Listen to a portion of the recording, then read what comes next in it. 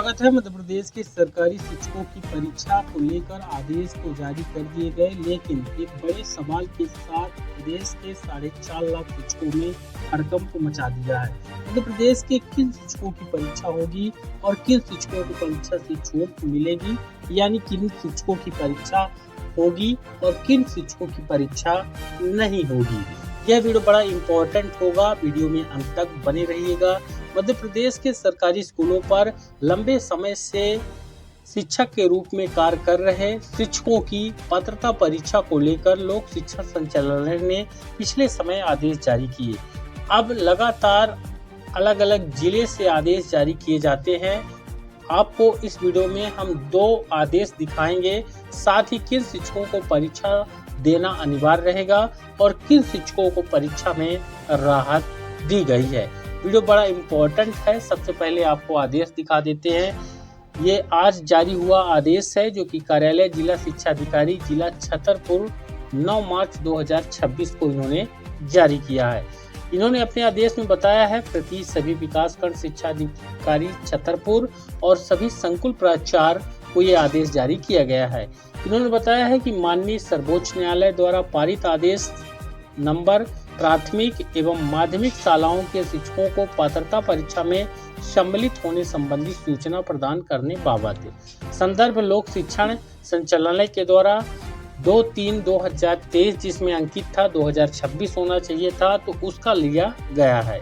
यहाँ पर आप देख पाएंगे उपरोक्त संदर्भित पत्र का अवलोकन करना है, जिसके अनुसार माननीय सर्वोच्च न्यायालय द्वारा पारित आदेश के क्रम में प्राथमिक और माध्यमिक शालाओं के शिक्षकों को पात्रता परीक्षा में सम्मिलित होने संबंधी सूचना प्रदान करने के दिशा निर्देश जारी किए गए हैं। यहाँ पर आप एक बात नोटिस करिएगा इस वाले आदेश में कि प्राथमिक और माध्यमिक शालाओं के शिक्षकों की पात्रता परीक्षा में सम्मिलित, यानी जो प्राथमिक और माध्यमिक शिक्षक हैं, प्राथमिक और मिडिल स्कूलों पर जो शिक्षक हैं, उन शिक्षकों की परीक्षा का यहाँ पर जिक्र किया गया है। साथ ही उन्होंने बताया है कि तत्संबंध में लेख है कि माननीय सर्वोच्च न्यायालय के निर्णय के अनुक्रम में प्राथमिक एवं माध्यमिक स्तर के सभी संवर्गों के शिक्षकों हेतु पात्रता परीक्षा का आयोजन माह जुलाई और अगस्त 2026 में संभावित है।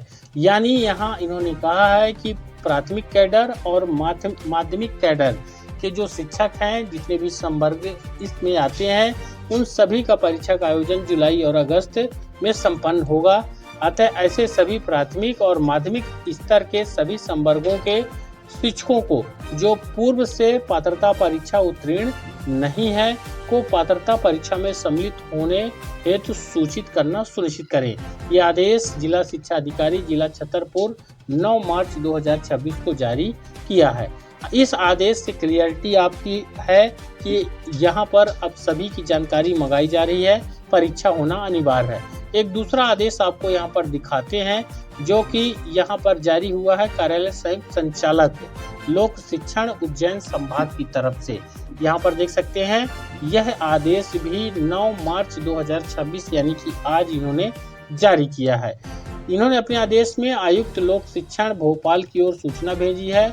साथ ही समस्त जिला शिक्षा अधिकारी संभाग उज्जैन की ओर भेज का लेख है कि पत्र में दिए निर्देशानुसार माननीय सर्वोच्च न्यायालय द्वारा पारित आदेश क्रम में प्राथमिक माध्यमिक शालाओं के शिक्षकों को पात्रता परीक्षा में सम्मिलित होने संबंधी सूचना प्रदान कर ऐसे प्राथमिक एवं माध्यमिक शिक्षकों की सूची तैयार करें जो पात्रता परीक्षा उत्तीर्ण नहीं है। शिक्षकों की संख्यात्मक जानकारी निम्नानुसार प्रपत्र पर 3 दिवस में उपलब्ध कराना है। यहाँ पर आपको पॉइंट नंबर 2 नोटिस करना है। पॉइंट नंबर पहला तो सेम है, जैसा कि ऊपर वाले आदेश में आपने देखा कि प्राथमिक और माध्यमिक शालाओं के शिक्षकों के लिए परीक्षा आयोजित हो रही है, लेकिन पॉइंट नंबर 2 ये है, ये क्या कह रहे हैं अपने आदेश में कि पात्रता परीक्षा उत्तीर्ण नहीं है। यानी अगर कोई शिक्षक जिन्होंने पहले परीक्षा दी थी शिक्षक बनने के लिए, लेकिन वह परीक्षा पात्रता परीक्षा नहीं थी, क्योंकि पात्रता परीक्षा जो है साल 2011 में पहली बार संपन्न हुई थी मध्य प्रदेश में। उसके पहली की जो परीक्षाएं थी वो संविदा शाला शिक्षक भर्ती के नाम से होती थी। हालांकि लोक शिक्षण भोपाल से निर्देश आने के बाद क्लियरिटी होगा। तो यहाँ पर यही कहेंगे कि लोक शिक्षण के आदेश का इंतजार करना है। फिर इन्होंने एक सारणी बनाया हुआ है यहाँ पर जिले का नाम, ऐसे माध्यमिक शिक्षक जो पात्रता परीक्षा उत्तीर्ण नहीं है, साथ ही ऐसे माध्यमिक शिक्षक जिनकी सेवानिवृत्ति 5 वर्ष से कम बची हुई है। क्योंकि आपको पता होना चाहिए कि जिन शिक्षकों की 5 साल रिटायरमेंट होने में बचा हुआ है उनको परीक्षा नहीं देना पड़ेगा, लेकिन अगर उनको अगले साल ही प्रमोशन मिलने वाला है या इसी साल, तो वह प्रमोशन उनको नहीं मिल पाएगा। सेवा में बने रहेंगे लेकिन प्रमोशन नहीं मिलेगा। जिनके 5 साल बचे हैं वह परीक्षा से छूट रहेगी। साथ ही जो यहाँ पर देखिए शेष माध्यमिक शिक्षक और ऐसे प्राथमिक शिक्षक जो पात्रता परीक्षा उत्तीर्ण नहीं है, ऐसे प्राथमिक शिक्षक जिनकी सेवानिवृत्ति में 5 वर्ष यानी माध्यमिक और प्राथमिक इन दोनों की जानकारी यहाँ पर मंगाई गई है। शेष प्राथमिक शिक्षक और यहाँ पर ये आदेश 9 मार्च 2026 को उनके द्वारा जारी किया गया है। अब आप देखेंगे वो सब उन शिक्षकों के लिए जानना जरूरी है जो इसके दायरे में आएंगे।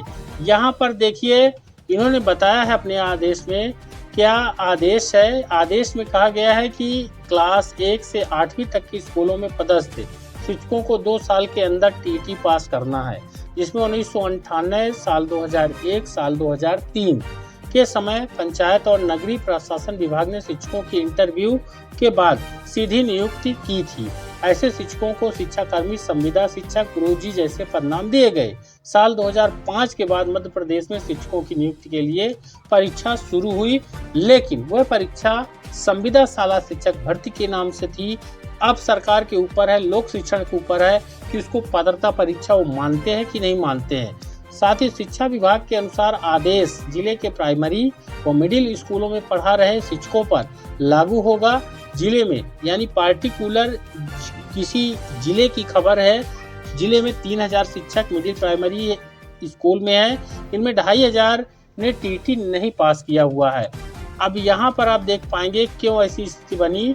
तो 1990 के दशक में शिक्षा के सार्वभौमिकरण और DPI यानी डिस्ट्रिक्ट प्राइमरी एजुकेशन प्रोग्राम के अंतर्गत भर्तियां हुई थी और इन भर्तियों के दौरान गांव-गांव तक प्राथमिक शिक्षक पहुंचाने के लिए भर्ती हुई थी।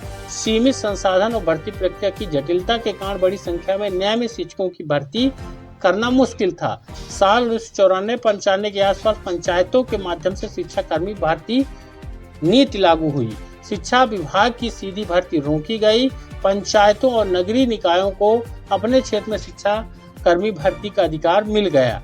इन्हें नियमित सरकारी शिक्षक की तरह स्थायी नियुक्ति नहीं मिलती थी। संविदा पर न्यूनतम मानदेय मिलता था। इन शिक्षा कर्मियों को 500 से 1000 रुपए उस समय मानदेय दिया जाता था। वहीं जून जुलाई में इनकी सेवाएं भी समाप्त कर दी जाती थी। कई शिक्षक प्रमोट हुए। शिक्षक संगठनों का कहना है कि इस फैसले से विरोधाभास की स्थिति बनेगी, क्योंकि जो प्राइमरी मिडिल में पढ़ा रहे शिक्षक हैं उनको प्रभावित करेगा। उसी नीति के तहत नियुक्त जो प्राइमरी मिडिल थे उच्च पद प्रभार से उनको हायर सेकेंडरी स्कूल और हाई स्कूल पर आ गए हैं, उन पर असर नहीं होगा। कई शिक्षक मिडिल से प्रमोट होकर हायर सेकेंडरी और हाई स्कूल में आ चुके हैं, उन पर प्रभाव को लेकर अस्पष्टता है, यानी इस पर क्लियरिटी नहीं है तो वह भी माध्यमिक शिक्षक जो उच्च पद में उच्च माध्यमिक शिक्षक बने हैं, चूंकि उच्च पद अस्थायी तौर पर दिया गया है। ऐसा लोक शिक्षण के कई आदेशों पर जिक्र किया गया था और यहाँ पर यह दुविधा की स्थिति बनी हुई है।